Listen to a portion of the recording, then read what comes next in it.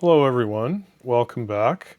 So I wanted to do a quick video to explain show you the postal history possibilities that exist in collecting covers of the Imperium Keyplates issue, and then just to talk in general about what to look for in evaluating a cover. So I'm going to turn the camera around. I'm going to show you two covers from this issue for Nigeria, and explain what to look for and how a cover gets evaluated. So I'm just going to turn the camera around and just lower it a little bit here. Actually, I'll take it off the tripod and just, yeah, there we go. And turn off the light here so there's no glare. So, okay, so here we have a cover, quite a fancy looking cover. It's registered and it's from Lagos to New Jersey. Now, from experience, I can tell that this cover is very likely philatelic. And so the way I tell that is the stamps are all arranged very neatly on the cover. There's more stamps there than was typically required for a registered cover of that period. So this is a 1930 cover. You can see from the date up here and the cancel. Now in 1930, the rate to the US for basic postage was 3 pence, and the registration fee was 3 pence. So a typical cover to the US would have would have 6 pence of postage. Now there's a little marking down here that says £1, which is how much postage is on the cover. There is a notification hand stamp down here. So there is a possibility, okay, this is to an esquire, so this is a lawyer probably.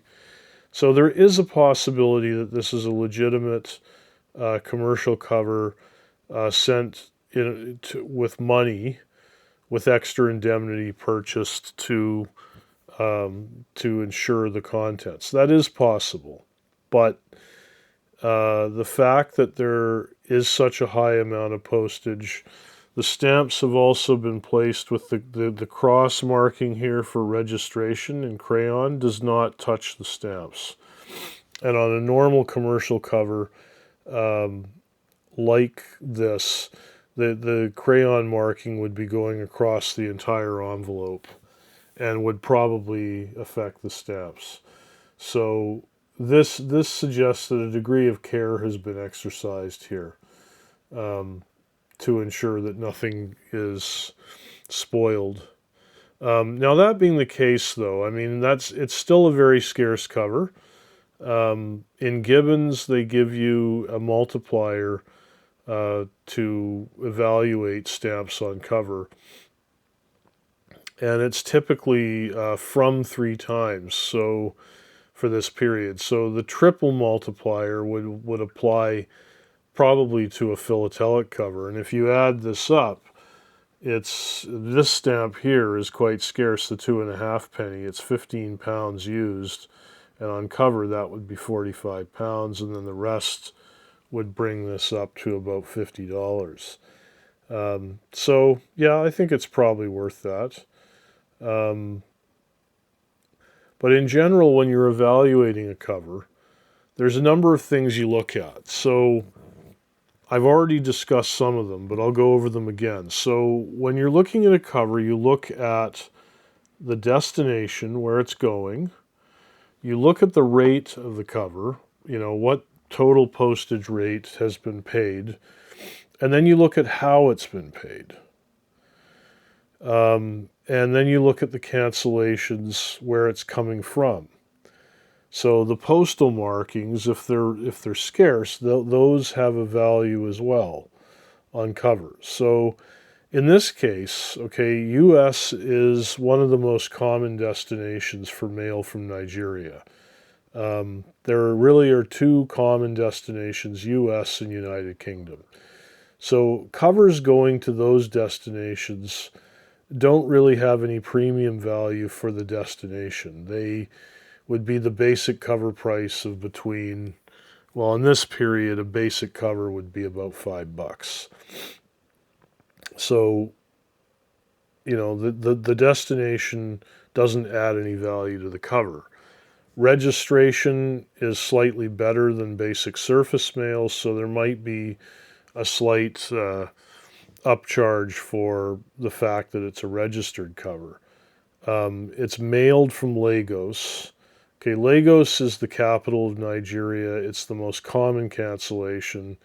In the book on cancels, which is Proud Bailey, Lagos doesn't have a premium value for the cancels. So the cancels in this case don't add anything to the cover. But if it had been mailed from, say, a small village like Ijebu Ode or Kano or Burutu, there would be some value to the cancel, and it could vary anywhere from a couple of dollars up to 20 or 30 or $40 on the cover. So you look at that, the rate and how the stamps are paid are what how the postage is paid. So typically, whenever you have a cover, the most common usage is going to be that which uses the fewest number of stamps, I should say, and which uses the stamps that were designated for that rate. So if, for instance, you have a 3-penny cover going to the US, then the most common usage would be a single usage of the 3-penny stamp.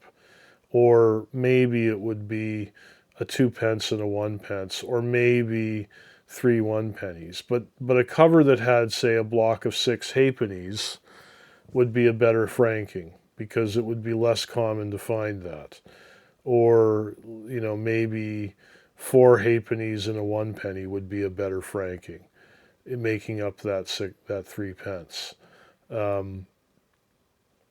Likewise, a 6-penny stamp was basically designed to be used to pay a 6-penny cover. So one would think that on a registered cover that would be the more common stamp to find, or it should be. It's not always the case for Nigeria. They had a tendency to use quite a lot of low values. But under normal circumstances, for most countries, the higher value stamp would be the more common usage. So other markings like the notified marking down here will tend to add a bit of value to a cover, as will sometimes the registration labels can add value as well, depending on their scarcity. Okay, so then the second cover.